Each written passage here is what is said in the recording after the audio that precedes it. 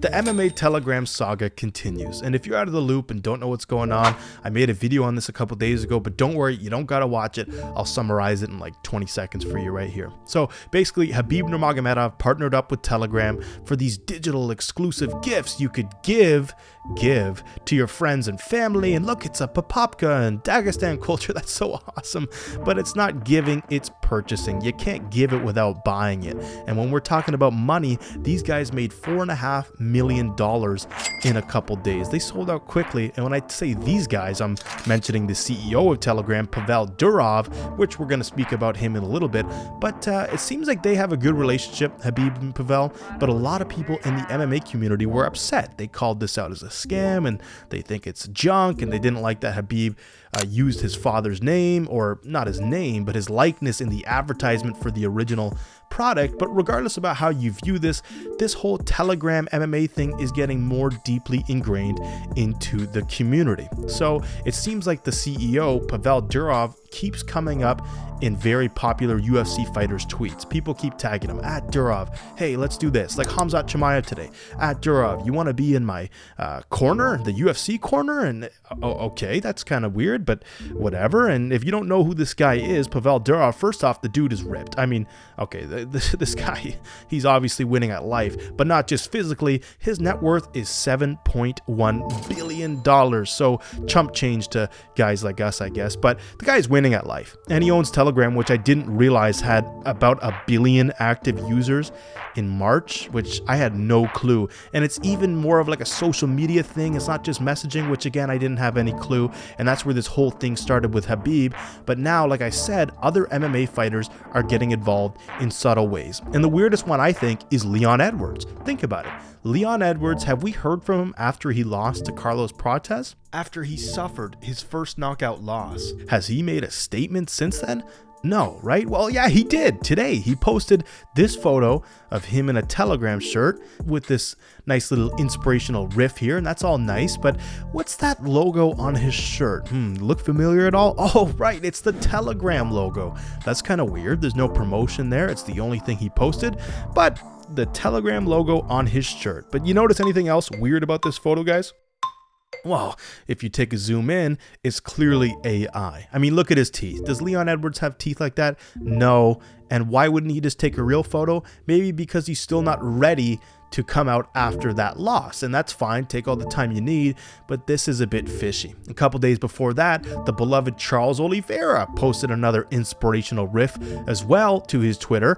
And what is he wearing? Wow, would you look at that? A Telegram logo on the shirt. That's just got to be a crazy coincidence. That is just awesome. And they're posting this almost just like it's just a regular post for me, and I'm just reaching out to the fans. There's no promotional things behind it, unlike the Khabib thing, right? That was a clear, here's the product, here's what we're doing, and you could purchase it here or whatever, and gifts, blah blah blah. But these guys are just posting the photos just as like a, hey, it's just me, guys, it's good to see you, and I'm just checking in. Okay, cool, fine, whatever. I don't know what they got paid for it, if they even got paid, but it kind of puts me towards the idea that there's some sort of partnership going on.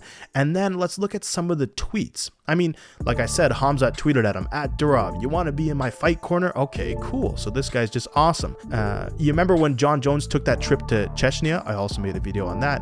But DC wasn't very happy with that, because for Americans that was Thanksgiving time, and DC's like, why isn't John spending Thanksgiving with his family? And then, you know, John Jones fired back, but then he also tweeted at DC saying, maybe I should send one of those Khabib gifts to DC so he can actually enjoy his holiday instead of thinking about me all the time, at Durov, of course. And of course, Pavel responds saying, I might know a guy. And then here comes John, arguably the most popular UFC fighter, saying, all right, Durov, get me a link on Telegram, my guy. I see everyone making the move. Everyone making the move. Yeah, John, I think you might see that correctly. Even before the Khabib project, there were some funny tweets back and forth between them, like totally corporate stuff. Here, allow me to look this up. Khabib Durov tweet.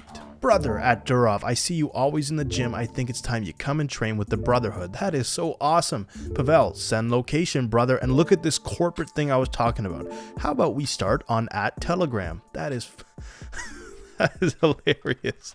Look, I'm not against these guys getting the bag, right?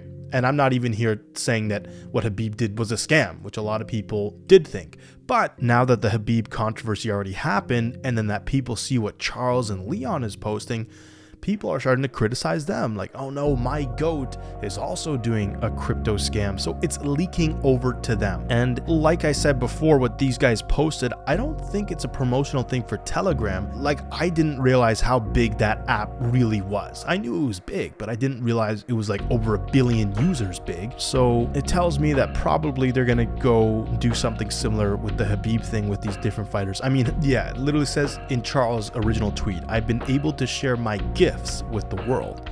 Now it's time to return the favor. Some of these replies are hilarious. Said, Charles, don't do it. Don't do it. They got Charles. And look, fighters got to eat. And some people look at it as a scam. Other people just look at it like you should know what you're buying. It's a digital gift. Maybe people are doing it to support the fighters, but probably what gets criticism is that the fighter's name is behind it, and maybe some people don't understand. But then at that point, who's really to blame? The crypto space already has a bad reputation, but now that it's melting over into the MMA world, people just aren't happy. With all these fighters tweeting at the CEO of Telegram, and who knows what's to come. The weirdest part for me was Leon coming out like he didn't say anything after the fight, and then he posts that AI photo of himself. That's weird. That's what tells me there's got to be some cash behind this. When we go back to the 17 billion net worth of the CEO, I don't think money's a problem to be paying these guys. And it begs the question, if you got offered a big bag to promote something maybe you didn't agree with, would you take it?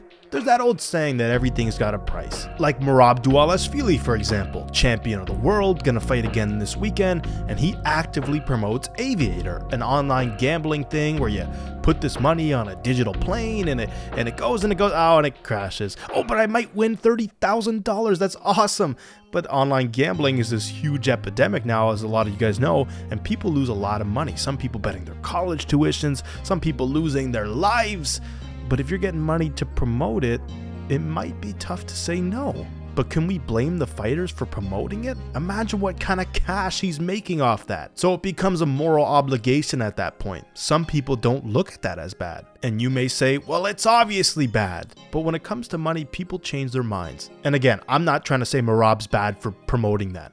There's countless fighters who promote online gambling, and the biggest one's sports betting. Use my code to get this bonus on your parlay, and But at the end of the day, I can't criticize the fighters who are making the money because I don't really look at this as a scam. It's just something I would never buy, or something that anybody I know would probably ever buy. So does it bother me? No. But I could probably see why people get upset about it. Anyways, like I said, the saga continues. Speaking of money, I could probably bet you money we're going to be seeing some more big MMA superstars with that cool little logo on their shirts. So stay tuned, keep your eyes peeled. And if you like this video, please subscribe, comment down below what you think.